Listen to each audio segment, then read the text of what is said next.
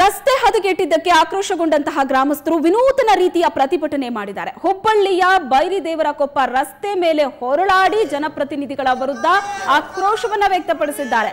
ಮಾಜಿ ಮುಖ್ಯಮಂತ್ರಿ ಜಗದೀಶ್ ಶೆಟ್ಟರ್ ಪ್ರತಿನಿಧಿಸುವಂತಹ ಕ್ಷೇತ್ರ ಇದು. ರಸ್ತೆ ಸರಿಪಡಿಸಿ ಅಂತ ಸ್ಥಳೀಯರು ಅಂಗಲಾಚಿ ಬೇಡಿಕೊಂಡಿದ್ದಾರೆ. ಇನ್ನು ಮುಖ್ಯಮಂತ್ರಿ ಕುಮಾರಸ್ವಾಮಿಯ ಹುಬ್ಬಳ್ಳಿ ನಿವಾಸಕ್ಕೆ ಸಂಪರ್ಕ ಕಲ್ಪಿಸುವಂತಹ ರಸ್ತೆ ಕೂಡ ಇದೇ ಆಗಿದೆ. ತಕ್ಷಣ ರಸ್ತೆಯನ್ನ ರಿಪೇರಿ ಮಾಡಬೇಕು ಅಂತ ಆ ಭಾಗದ ಜನ ಆಗ್ರಹಿಸಿದ್ದಾರೆ.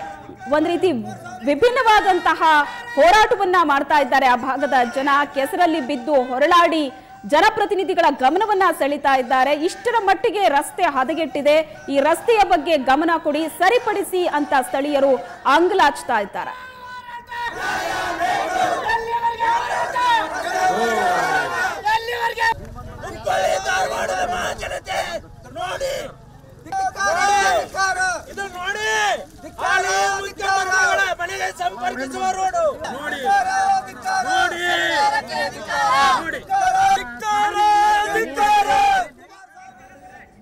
ಈ ಬಗ್ಗೆ ಹೆಚ್ಚಿನ ಡೀಟೇಲ್ಸ್ ಅನ್ನ ಕೊಡ್ತಾರೆ ನಮ್ಮ ಪ್ರತಿನಿಧಿ ಗುರುರಾಜ್.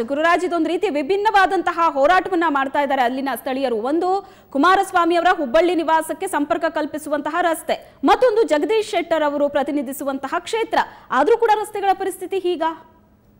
ನಿಜಕ್ಕೂ ಕೂಡ ಅದೊಂಥರ ಹೇಳಲಿಕ್ಕೆ ಕೂಡ ಒಂಥರ ಮುಜುಗರ ಅಂತ ಹೇಳ್ಬೋದು. ಎಲ್ಲ ಒಂದ್ ಕಡೆ ಹುಬ್ಬಳ್ಳಿ ಧಾರವಾಡ ಅವಳಿ ನಗರದ ಬಹುತೇಕ ರಸ್ತೆಗಳ ಸ್ಥಿತಿ ಇದೇ ರೀತಿ ಇದೆ.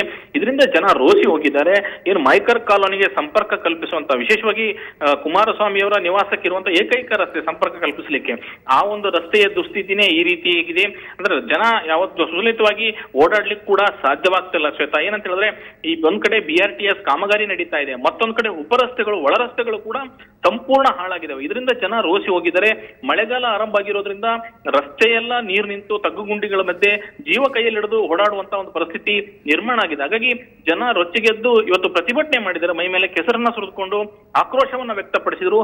ನಮ್ಮ ಸಮಸ್ಯೆ, ನಾವು ಅನುಭವಿಸ್ತಿರುವಂತ ನೋವು ನಿಮ್ಗೆ ಗಮನಕ್ಕಾದ್ರೂ ಬಂದಿದೆ ಅನ್ನುವಂತ ತೋರಿಸುವಂತ ಒಂದು ಪ್ರಯತ್ನವನ್ನ ಕೂಡ ಮಾಡಿದ್ದಾರೆ. ಜೊತೆಗೆ ಈ ಒಂದು ಕ್ಷೇತ್ರವನ್ನ ಜಗದೀಶ್ ಶೆಟ್ಟರ್ ಕಳೆದ 25 ವರ್ಷಗಳಿಂದ ಪ್ರತಿನಿಧಿಸ್ತಾ ಇದ್ದಾರೆ. ಆದ್ರೂ ಕೂಡ ಯಾಕೆ ಈ ಸಮಸ್ಯೆ ಅವರು ಪರಿಹರಿಸಲಿಲ್ಲ ಅನ್ನುವಂತ ಪ್ರಶ್ನೆ ಕೂಡ ಅವರದಿತ್ತು. ಜೊತೆಗೆ 2.5 ವರ್ಷಗಳ ಹಿಂದೆ ಕುಮಾರಸ್ವಾಮಿ ಇಲ್ಲಿ ಮನೆ ಮಾಡಿದ್ದಾರೆ. 10 ಸಾರಿ ಅದೇ ಮಾರ್ಗದಲ್ಲಿ ಕುಮಾರಸ್ವಾಮಿ ಕೂಡ ತಮ್ಮ ಕಾರಿನಲ್ಲಿ ಓಡಾಡ್ತಾರೆ. ಆದ್ರೆ ಈಗ ಮುಖ್ಯಮಂತ್ರಿಗಳಾಗಿದ್ದಾರೆ, ಈಗಲಾದ್ರೂ ನಮ್ಮ ಸಮಸ್ಯೆಯನ್ನ ಪರಿಹರಿಸಲಿ ಅನ್ನುವಂಥದ್ದು ಪ್ರಮುಖವಾದಂತ ಬೇಡಿಕೆ. ಹುಬ್ಬಳ್ಳಿ ಧಾರವಾಡ ಅವಳಿ ನಗರದ ಬಹುತೇಕ ರಸ್ತೆಗಳು ಇದೇ ಸ್ಥಿತಿ ಇದೆ. ಏನು ಉತ್ತರ ಕರ್ನಾಟಕ ಹೆಬ್ಬಾಗಿಲು ಅಂತ ಕರಿತೀರಿ, ಬೆಂಗಳೂರು ನಂತರ ಅತಿ ದೊಡ್ಡ ಮಹಾನಗರ ಹುಬ್ಬಳ್ಳಿ. ಆದ್ರೆ ಈ ಒಂದು ಸಿಟಿಯಲ್ಲಿ ಜನಜೀವನ ನಡೆಸಲಿಕ್ಕೆ ಯೋಗ್ಯವಾದಂತ ಮೂಲ ಸೌಕರ್ಯಗಳೆಲ್ಲ, ರಸ್ತೆ ಆಗಿರ್ಬೋದು, ಚರಂಡಿ ನೀರು ರಸ್ತೆ ಮೇಲೆ ನಿಲ್ಲುತ್ತೆ ಅಂತ ಹೇಳಿದ್ರೆ ಸಮರ್ಪಕವಾದಂತ ಚರಂಡಿ ವ್ಯವಸ್ಥೆ ಇಲ್ಲ. ಮಳೆ ನೀರು ಹರಿದು ಹೋಗ್ಲಿಕ್ಕೆ ಯಾವುದೇ ರೀತಿ ಅನುಕೂಲ ಇಲ್ಲ. ಗುಂಡು ಬಿದ್ದ ರಸ್ತೆಗಳಿಗೆ ಡಾಂಬರ್ ಹಾಕುವಂಥದ್ದು ಅಥವಾ ಸಿಮೆಂಟ್ ಹಾಕುವಂಥದ್ದು ಯಾವುದೇ ರೀತಿಯ ಮಹಾನಗರ ಪಾಲಿಕೆ ಕೂಡ ಮಾಡ್ತಾ ಇಲ್ಲ. ಜನಪ್ರತಿನಿಧಿಗಳು ಕೂಡ ಜನರ ಸಮಸ್ಯೆಯನ್ನು ಆಲಿಸ್ತಾ ಇಲ್ಲ ಅನ್ನುವಂತ ಆಕ್ರೋಶ ಇವತ್ತು ಪ್ರತಿಭಟನೆಯಲ್ಲಿ ವ್ಯಕ್ತವಾಗಿದೆ Shweta. Yes, thank you Gururaj ನಿಮ್ಮೆಲ್ಲ ಡೀಟೇಲ್ಸ್ಗಾಗಿ.